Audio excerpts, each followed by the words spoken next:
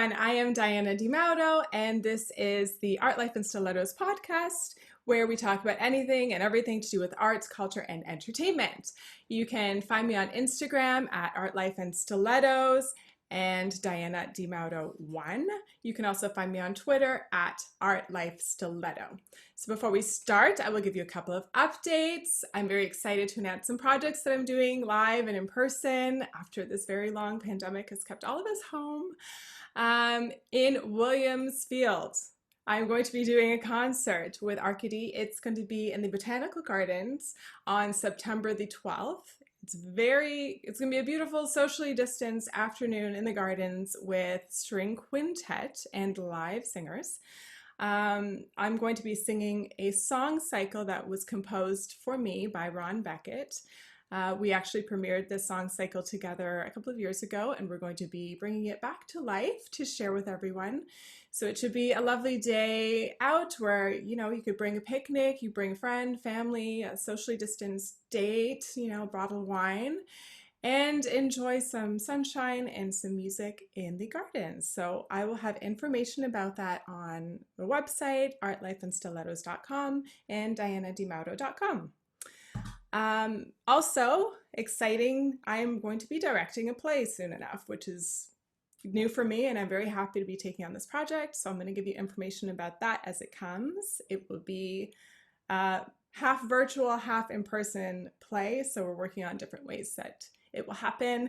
And like I said, I'll give you information as that comes.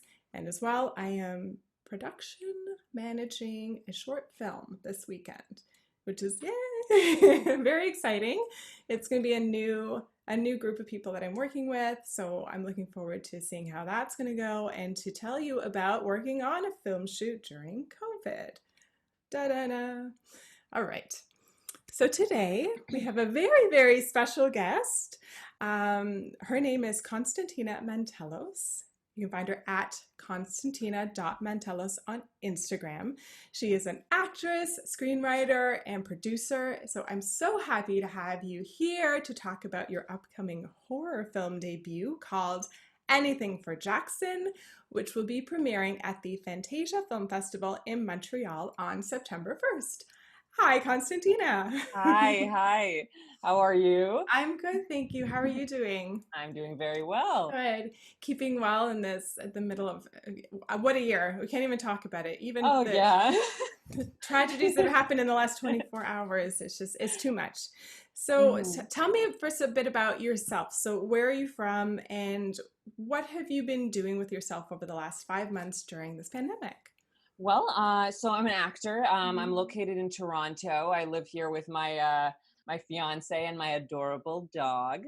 I come from a really big Greek family, and when I'm not on set, I'm writing for film. I'm watching movies. I've produced a couple films, and during this pandemic, I actually kind of started a little movie marathon of sorts. It kind of started by accident, but I up until recently I was watching a movie every single day, and making a little post on my Instagram about it.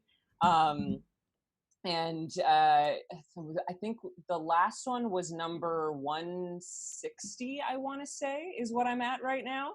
Okay. So 160 movies you've watched. That's a serious number of movies. Although if I counted episodes of shows I've binged, I'm sure I'm up there too. Okay, so then this started because what was the inspiration? Well, it was literally, I mean, my fiance and I are both big movie lovers. And so when the kind of lockdown happened, and when we found that we were going to be stuck at home for a little while, we just sort of started with our natural routine of like watching a movie on a Saturday night. And then it turned into the next night, what do we do? Let's watch a movie. And then we sort of started realizing, we don't know how long this thing's going to last. Like, what if we challenged ourselves to watch a new movie each day? And then the thing lasted for a very long time. And so it turned into this sort of little challenge for ourselves. And now we're not on the everyday thing, but we are continuing the marathon. Okay. Now, did you stick to one genre? Like, did you watch all horror movies or something like that? No, actually, Okay. I found one of the best parts of the marathon was that we kind of like totally expanded our exposure to film, different decades, different genres, different countries, and it was this amazing kind of study in film and in storytelling and how things have changed and how things have stayed the same, and we saw inspiration in old films for movies that we've seen now. Like it's been a really educational experience. It's also really fun. Yeah, I know a lot of people have been kind of going back and seeing all the movies that have now become problematic Oh yes. to kind of get the perspective of, all right, I loved it in the past. How do I feel about it now? Or am I Mhm. embarrassed? Or, is it truly as bad as I thought it was? And in most cases, yes, it was. Yeah. So, yeah, that's great. Now, like I said, I have not been watching a ton of movies. I've been spending a lot of time binging shows, which has been, Mhm. pretty good too. They're as long as movies at this point. So, Oh yeah, and there's such amazing TV out there. mhm. Yeah, I finished up The Politician in Hollywood, which are two shows that are it's the same writer director group from Glee that they Oh, produce these cool. new shows. Mhm. They're definitely more risque, Mm. older audience, but loving both of them. So if you want Mhm. something to watch, there you go. So tell me about your movie though, because that's super exciting. Not only are you Mhm. watching films, you're in a film. So it's Anything for Jackson. So what's it about? So anything for Jackson, the film starts with my character Shannon Becker being 8 months pregnant, and I am kidnapped by a pair of elderly Satanists who Okay. uh, off to a great start, who want to uh, perform this satanic ritual on me to put the soul of their recently deceased grandson into my unborn baby. They want to bring their grandson back. Um, and the film sort of follows the journey between the two of us, kind of uh, me trying to survive, them trying to do this ritual, and all the kind of stuff that happens in between. Okay, so you are aware that they have done this to you, Oh right? It's not yes, a surprise. yes. Okay. So I have to ask, being part of a film like this, I always wonder about, I mean, this is horror, right? This is a Mhm. complete genre movie. Like, you need to keep it realistic because that's what Mhm. makes it scary. Yeah. But so how do you put yourself in this world where I don't know how realistic it is? Mhm. Personally, it doesn't seem like it would happen in real life, but in Mhm. the movie it has to be so real that it feels terrifying. So how do you Mhm. how do you act that way? How does it come together? Well, there's a lot of I found that sort of being on set, you find ways to ground yourself in the fiction of it and in the real life of it in the moment. I had a lot of things that were really helping me. For instance, in the film, for a huge chunk of the film, I'm actually just chained to a bed. Essentially, a lot of the film takes place in Jackson's former bedroom, the grandson, Okay. and the satanic ritual takes place with me kind of chained to this bed. And so a lot of the sort of grounding in reality for me was uh, set aside the sort of fiction of kind of spirits and satanic uh, reverse exorcisms and stuff, and just the situation of being pregnant, having found yourself kidnapped, and having these people, kind of telling you that they're going to do this crazy thing.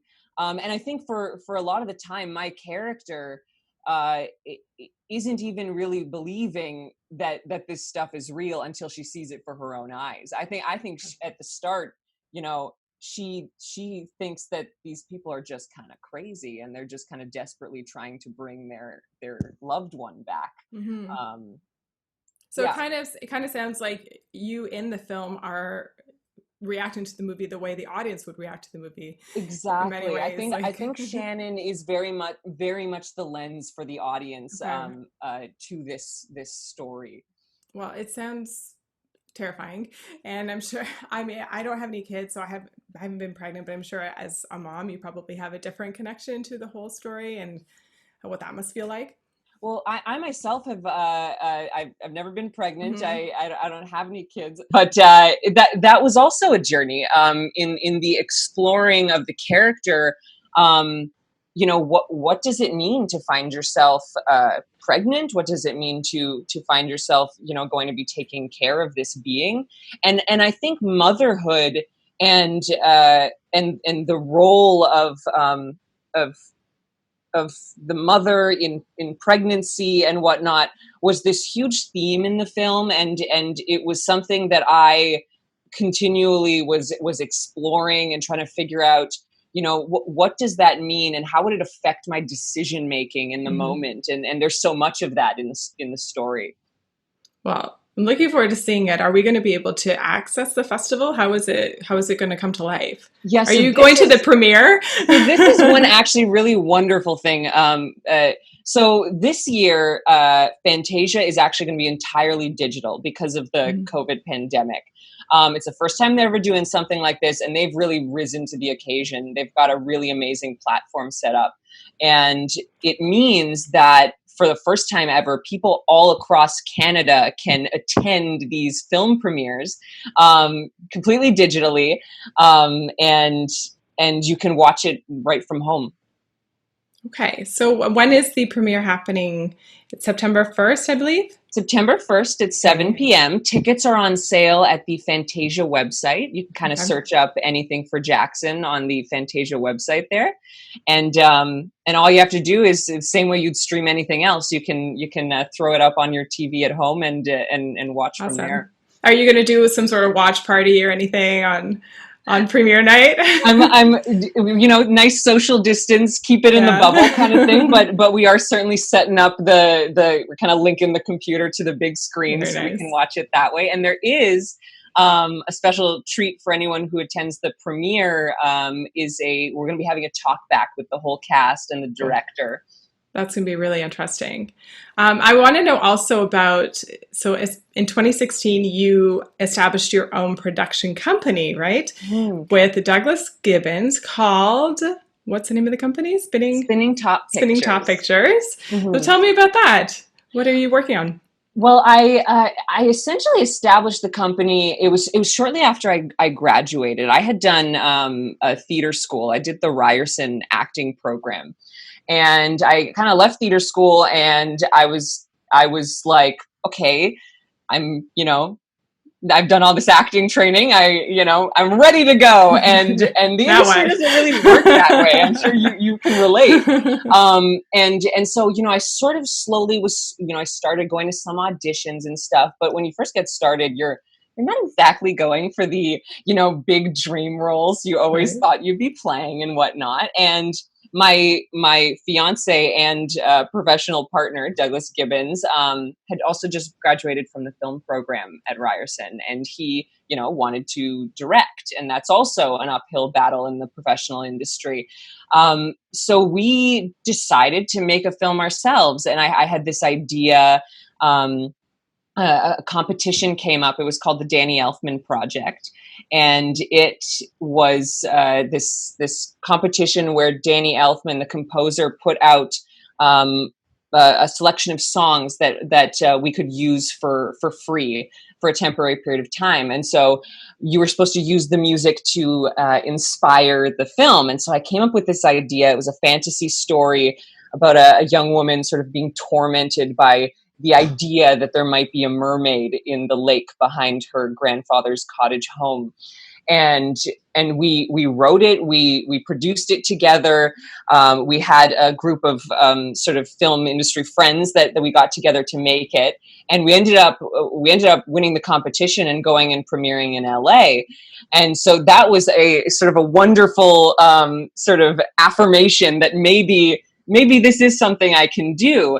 And so we didn't go into it thinking that we'd kind of start a company, but we realized we worked so well together. And I realized my sort of love of screenwriting and being able to create characters for myself and create worlds for myself. And so I sort of caught the bug, and we moved on. We made our second short film, Departure, was just completed in the new year. And now we're both continuing to write our own projects. That's incredible. So are you feeling like now you're going to go more into screenwriting production, or do you want to stick more with acting? You know what? Acting is always my first love, but I definitely intend to continue screenwriting. During the pandemic, I actually completed the first draft of sort of a long awaited feature film project that I've been kind of kicking around for a long time, and the pandemic actually kind of gave me some time to really buckle down and focus on it. I'm always amazed at people that can sit and write an entire feature film, because you sit down and try to write 5 sentences of a story and that's it. So kudos to you. It takes a lot. There were a lot of humps to get over. And I certainly hope that now that I've gotten over this first feature hump, hopefully I can, it'll be a little easier the second time. Yeah, I think you've got the ball rolling. Once you've got flow, you're good. So one thing I know, well, actually, I'm just going to remind everyone, I'm speaking to actress, producer, screenwriter Konstantina Mantelos at konstantina.mantelos on Instagram, and her production company is at Spinning Top Pictures. So one thing about your company that I thought was really interesting was that you had begun telling the unique stories of complex and dynamic women, the women you want to see on the screen. Mm-hmm. So this is something that just, it got me buzzing, because I think it's so exciting to see finally different points of view.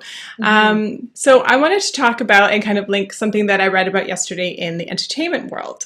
It's a story about Jennifer Hudson, Kate Winslet, and Glenn Close. So what I just learned is that these 3 acting giants, Jennifer Hudson, divine musical talent as well. She's just the triple threat we all hope to be. That they're coming together to do a project for the Venice Film Festival, which is going to be a short virtual reality film about the legend of Baba Yaga. And Jennifer Hudson is going to be executive producing this project. Kate Winslet is playing the role of Baba Yaga, which I found a little bit strange because I thought she was a bit young for that, but it is animated, so who knows? And it's going to be an immersive experience. So are you familiar with the story of Baba Yaga, first of all? I am, yeah. She's a really interesting character in folklore that there are a few quite popular stories about her that I know, and then there's just sort of her as an entity that kind of pops into a whole bunch of sort of Slavic tales. Yeah, so I have to be really honest with you. This particular tale, I didn't know it from childhood. It wasn't something that I had grown up with. I guess like in the Italian world, it's just that she doesn't exist. There are other witches. It's just not this particular one. But I took a friend of mine to see Tarragon Theater's production last year. They did Yaga, so I took her, and she knew the tale from when she was a kid, because she's actually Eastern European. So she was really excited to see the show, and she was excited to see also how they had the spin they had taken on it. So the show was written and directed by Kat Sandler. And what I thought was really interesting about it, first of all, before we get to the actual story, was the set itself. So they had taken the entire set, and it was placed in a forest. So there were just trees everywhere, sparse trees and like mist. But somehow they managed to make this set become, an office space, a bedroom, another house, a cabin in the woods, the actual woods, all these different places, interior and exterior, without actually changing the fact that we were in the woods.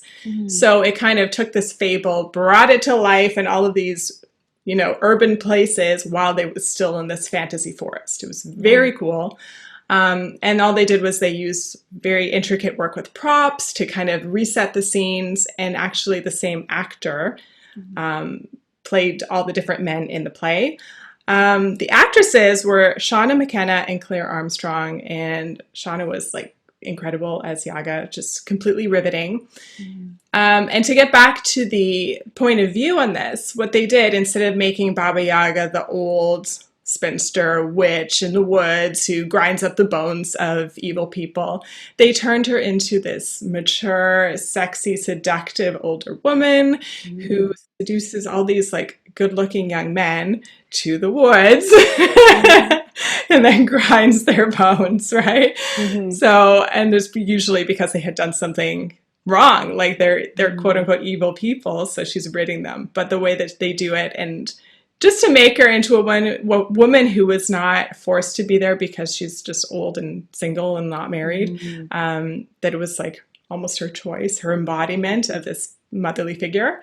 That was really cool. So I was kind of interested to hear your take on the story, but also what you think of this production that they're going to be doing for the Venice Film Festival.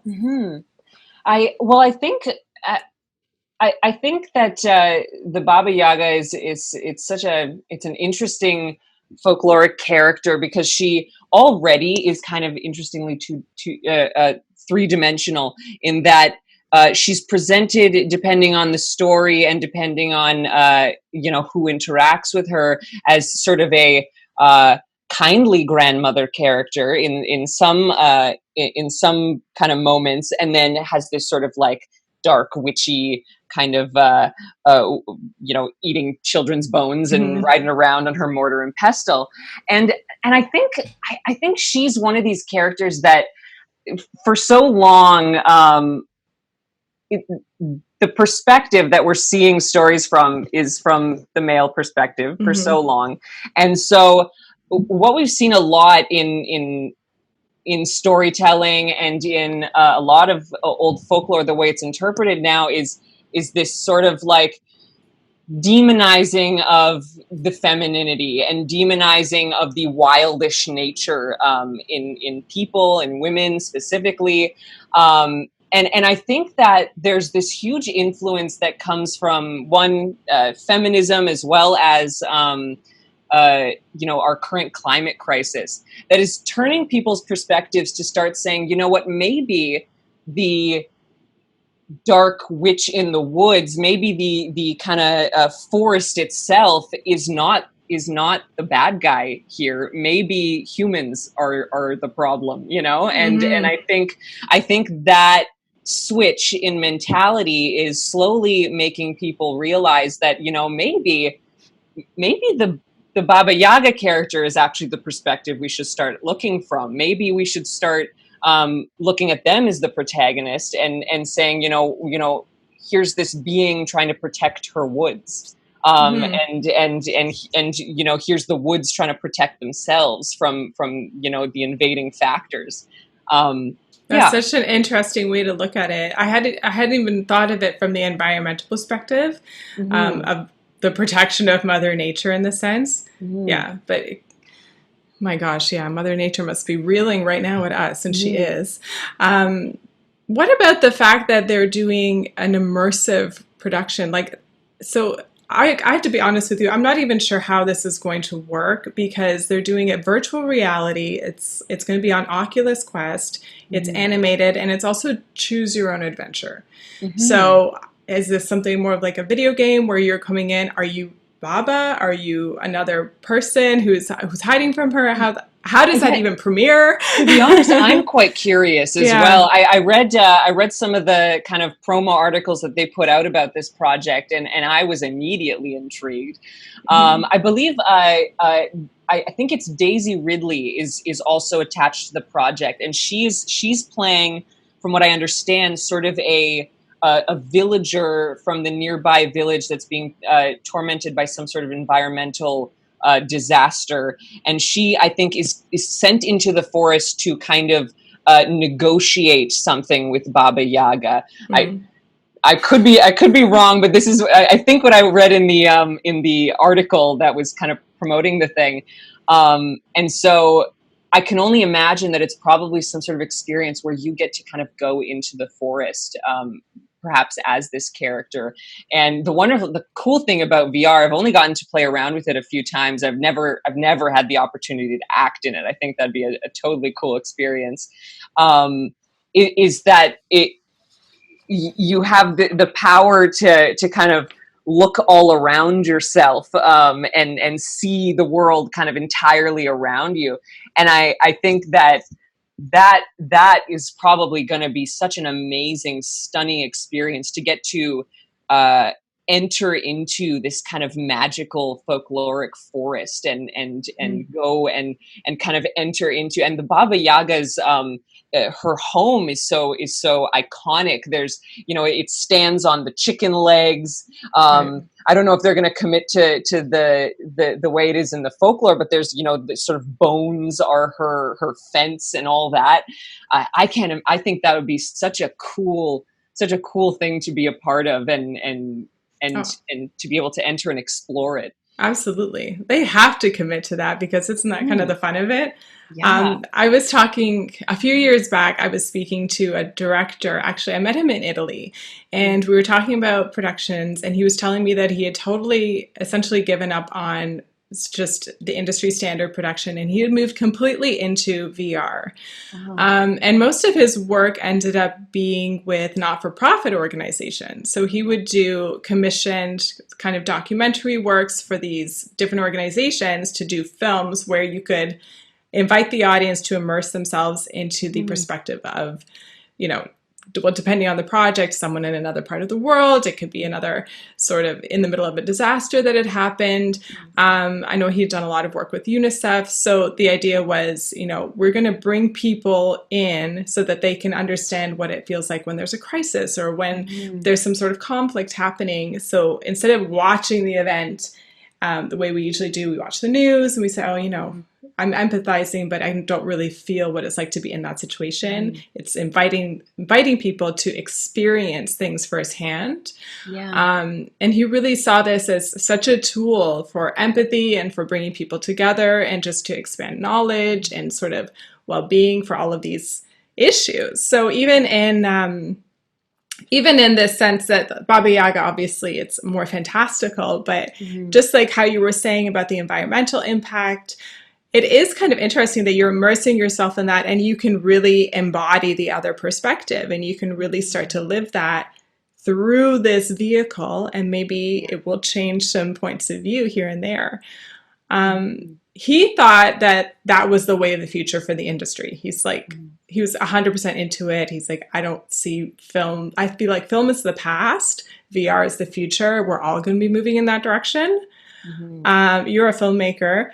I don't know what your perspective is on that, if you think that that's the way of the industry or if it's kind of a one-off. I think there are a lot of people that have the opinion that like this is the 3D was the new way and now VR is the newer way. And I think that it's all just tools. Okay. I think that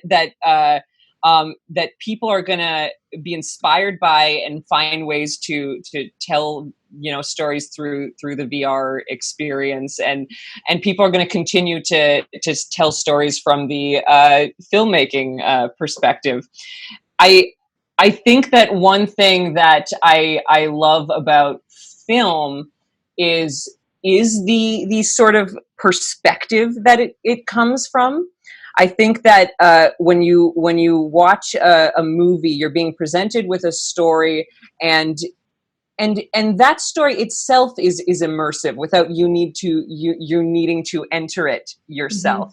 I talk a lot about the fact that film tends to, and the stories we tell, not just film, but the stories we tell in general, they shape how we perceive the world. And I think that's why folklore I'm such a big fan of folklore, because they were sort of the original stories we told about how we perceived the world. And film is one of the most accessible storytelling art forms, because not anyone, but it's easier to access through television. Going to the movie theater used to be cheaper than going to the live theater. what we watch in movies it tells us what we should see in the world and how we should see it, and that's why it's so important, I think, that we are seeing more female protagonists and that we're seeing more female directors and female storytellers. Absolutely. Yeah, it's a whole fourth wall, even in theater, just being taken out of the situation, seeing it from another person's point of view. I have been to some more immersive theater productions where you're kind of traveling around with a group and you're part of it, but it feels more like eavesdropping, or I mean, I don't want to say like peeping Tom because that's totally not the right connotation, but it's like you're snooping, which has a different, as an audience member, it gives you a different perspective than sitting back and saying, no, I want to see things from the point of view of whoever is guiding me. So in this case, we're talking about having a woman's voice, a woman's perspective, guiding me through the story and how they would see it, not how I personally would see it. So I think that VR has, and I haven't experienced a lot of VR stuff, but I think VR allows you yourself to enter into a story, and that's pretty dang cool. But film storytelling, at least in my current perspective, allows us to see from the perspective of another, and I think that's so important in like us understanding each other as human beings, Absolutely. So it's so nice to see a shift right now in the types of voices that we're seeing and hearing from, and giving people space. It's just fantastic. So it's a great time. COVID is a terrible time, but some things are shifting, which it's always great. Again, speaking to actress, producer, screenwriter Konstantina Mantelos at Konstantina.Mantelos on Instagram. Production company is at Spinning Top Pictures on Instagram. So last thing, I thought we could do, talk a little bit more industry specific. Maybe you could give a little bit of advice, or you can give your own perspective on working in the film industry. First of all, well, we already talked about, horror films and trying not to come off as campy and trying to be realistic, but be scary at the same time. Did you find that there was a huge difference in the directing style for horror compared to other genres that you've worked on? You know what? I personally, with this project, not really. I think that our director, Justin Dick, he comes from a background of, this is his like debut horror film. He comes from a background of, he's made a whole bunch of like those like Harlequin Christmas TV movies. Okay. So he had this wonderful, I felt like that was such an interesting kind of history and perspective to come into a horror film with.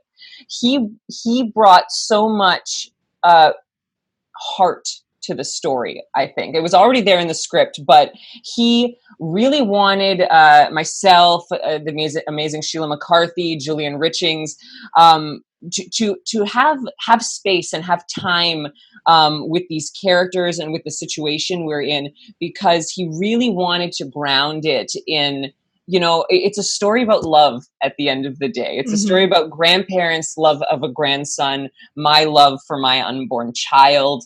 And so there's a lot of empathy between the characters, and there's a lot of love. Do you have a favorite horror film by any chance? Ooh, I've got a lot. I'm not gonna lie. I'm actually a big horror fan. Currently, my favorite is probably Midsummer, which just came out a couple years ago. I'm a big fan of Ari Aster and what he's doing. One of the reasons is because of the way he actually pulls in interesting folklore and history into his stories. I will have to check it out. I'm a bit of a scaredy cat, I won't lie. So I'm not a huge into the genre, mostly because of that. I take things and then it will become too real for me, too real. When I was younger, I used to watch more of them, like talking back in the Poltergeist Exorcist days. Then I was watching horror films, and for some reason that was fine. So as kids, we have a little bit more separation, I think. I think when we get older, we start to realize, you know, the stuff might be real, or it's maybe it's too possible. Yeah. This could actually happen. I've actually I've always thought that I've always been so much more afraid of things like the Saw movies and stuff like that than I am of kind of ghost stories. And I think for me, there's the element of separation of kind of ghosts and spirits and ghouls and monsters, and I love to kind of immerse myself in the fantasy of that. Whereas when it comes down to like when it comes down to people hurting other people, that's when it really like feels way too real and feels like something that can and does happen, and that's what scares me. Yeah, the whole thing becomes a news item instead of a fantasy. Ooh, I don't know. I have trouble with ghosts too, so I don't know. maybe it's, oh gosh, what is it? Every time I go to my theater, I always think that there's a ghost there. We have all sorts of stories about this ghost. So perhaps I think they're real. So tell me about starting a production company. Like, I mean, you kind of, the way that we talked about it, it sort of sounds like you, in a sense, kind of fell into it just out of necessity. But did you find that there was anything specific that you needed to do to actually put things together? Or was there something that you wish you had known before you tried to start making your own films? I shouldn't say tried, before you did make your own films, excuse me. I would say that there's kind of twofold answer to that, I guess. I think on the one hand, there's this idea out there right now that because of sort of the advancements in technology, that like anyone can make a movie. And yes, it's true. Anyone can. And I think if you have the passion for it and if you want to tell a story, please do, because the technology is there. It has happened that someone made a movie on an iPhone and it went to the biggest film festivals in the world and whatnot. But I had the benefit of working with people who had trained in film school and who had access to some really amazing equipment and whatnot. And so it was, and Douglas, my fiance, he directed both films that I screenwrote and acted in. And so I was working with a lot of people who had a little bit more experience than I did, and who I trusted, and who kind of lent their kind of beginnings of expertise to me in the process. I think one of the biggest things is, when you're sort of delving into your own projects and stuff, know why it is that you're doing it. And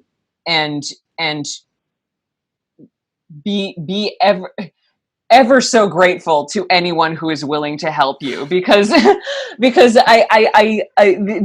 films couldn't have happened without the help of my friends who knew how to do things better than I did.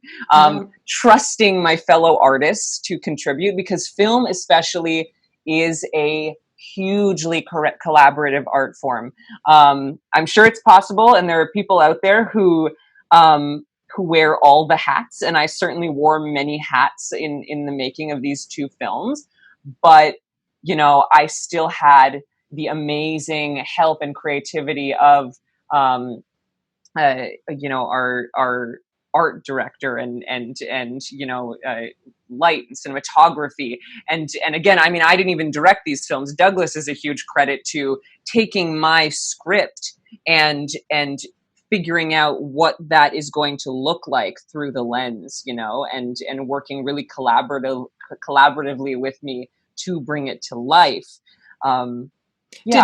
Did you find you actually took part a lot as a screenwriter in the visual aspect? Because sometimes it's sort of like the director takes a script and the writer is not involved anymore. It's just the director's vision. So were you more part of that? I think in a different situation, it could very easily have been that way. But because because Douglas and I work so collaboratively together, he was very much involved in the writing of the script. Lake Song is a credit to both of us, and he was a huge part in developing the story of Departure. I think that we had sort of rules when we kind of got to set. It was like, okay, on set, when people need directives, when things are being moved, when things need to start rolling, I'm the actor, he's the director, and that's it. It needs to be that relationship. Whereas in the kind of behind the scenes is when we were able to kind of discuss, like what did you mean by this glowing light on the wall? Like what is the significance in that to the science fiction we're creating, and how can we incorporate that into the fiction of the world we're creating? It was a very, very collaborative process. That seems really important to establish those sort of boundaries so you have a good working relationship. And it's nice that they shifted depending on the situation. Yeah. What about, you're a woman leading a production company. How does that feel? It feels pretty good, you know? I think I appreciate that there's a lot of kind of dialogue out there, and there's a lot of now groups and funding and whatnot for women specifically, and I think it's high time, and I certainly feel the support around me when I say, I'm a female producer, or I'm a female creator. There's so much around me telling me, well, if you need any help with it, you can call me, kind of thing, because people do want to hear that perspective. Do you think that there's a real Canadian perspective as well? Do you feel that in your filmmaking? I think probably a sort of natural underlying perspective. Yeah. I come from a lot of, and you being Italian, I'm sure you feel this as well. I come from so many different points of view because I am Greek Canadian. So I have sort of a Greek perspective as well as a Greek Canadian perspective, as well as a Canadian perspective. Of course. and so there's a lot of kind of mixing and matching of where my stories come from. Departure, my second film, also had some influence from my theater background. Like Departure was sort of a melding of my love of film as well as theater, because one of the main initial inspirations of the story was A Doll's House. And it came a long way because it was this future set science fiction film, but it was from this like play from, I want to say late 1800s was A Doll's House. Don't ask me dates. Never been my forte. All right, so we're speaking again to Konstantina.Mantelos on Instagram. Konstantina's production company is at Spinning Top Pictures. Can you tell me, do you have any upcoming projects? I know it's not a busy period, but I'm sure you got something in the works. Well, auditions are slowly picking up, so I'm seeing a little bit of that now, and I'm sure people can also, other actors out there can expect to see a bit more. My biggest project right now, as I mentioned earlier, has been developing my feature script. This is a project that I've been kicking around for a long time, and that I really wanted to kind of get right and take my time with, and it's actually a horror film. Okay. So my experience on anything for Jackson, it was certainly you got bitten by the bug. it was definitely a wonderful inspiration. And this is a story about a young woman who awakens to dormant witch powers when she meets a seductive stranger. Okay. Sounds interesting. Is it based on reality? All fantasy. I don't know. We'll have to find out. It crosses me, Like, maybe I'll hex them. You never know. You never know. Well, Konstantina, this was so much fun. Thank you so much for being part of this and coming to talk to me today.